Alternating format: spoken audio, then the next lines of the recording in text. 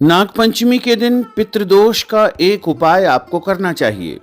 यदि आपके घर परिवार में किसी की अघात मृत्यु हुई है या फिर उनका कर्म विधि विधान से नहीं हुआ है, तो परिवार में पितृदोष की स्थिति निर्मित हो जाती है और पितृदोष के कारण घर परिवार में अनेक समस्याएं निरंतर उत्पन्न होती रहती है।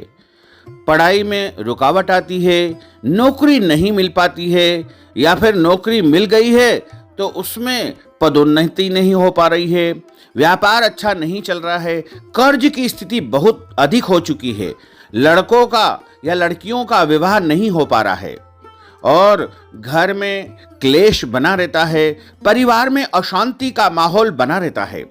ऐसे में आपको समझना चाहिए कि आपके घर में कोई न कोई ऐसा व्यक्ति है जिसका अंतिम कर्म यानी उसकी मृत्यु के पश्चात जो उसका कर्म होना चाहिए वो विधि पूर्वक नहीं हुआ है। इस कारण से पितृदोष निर्मित हो चुका है। और यदि आपके परिवार में किसी कुंवारे व्यक्ति की मृत्यु हुई है तो उसके निमित्त आपको जो है उपाय करना चाहिए।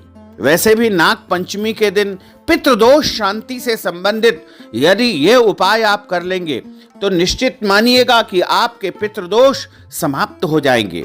बस आपको करना यह है कि आप किसी भी शिव मंदिर में जाएं, शिवालय में जाएं, जहां पर शिवलिंग हो और शिवलिंग के ऊपर नाग देवता भी वहां पर हो। ऐसे शिव मंदिर में आपको जाना है, 2 लोटे एक साथ तांबे के जल भर करके ले जाना है। उन दोनों लोटों में तीर्थ जल, गंगा जल, यमुना जल, नर्मदा जल या कोई भी तीर्थ का जल आप डाल लीजिएगा तथा थोड़ी सी उसमें जौ और तिल जिसे कहा जाता है वो डाल लीजिएगा। यदि आपके पास कुशा उपलब्ध हो, कुशा एक प्रकार की घास होती है, वो भी डाल लीजिएगा। यदि कुछ भी नहीं मिले आपको तो सादा जल 2 लोटे में लेकर के उन दोनों लोटों में आप चावल डाल लीजिएगा और ध्यान कर लीजिए कि मैंने इसमें तीर्थ जल डाला है, इसमें मैंने कुशा डाली है, इसमें जौ डाला है, इसमें तिल डाला है।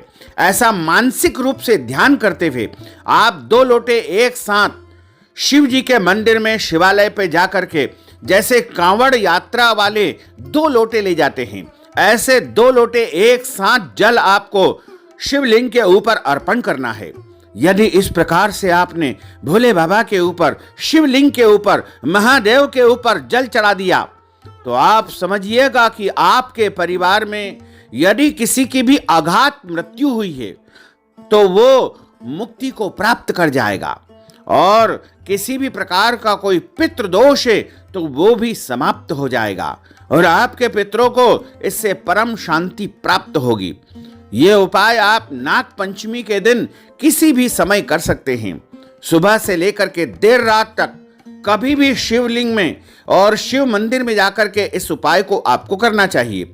यदि आपके आसपास कोई शिव मंदिर या शिवालय नहीं है तो आप अपने घर में भी जो शिवलिंग है उनके ऊपर भी इस उपाय को कर सकते हैं। जब आप उपाय करें उस समय शुद्ध और पवित्र होना चाहिए तथा ओम नमः शिवाय का जाप आप निरंतर करते रहे। इस तरह यदि आपने उपाय कर लिया तो आपके परिवार के पितृदोष जड़ से समाप्त हो जाएंगे।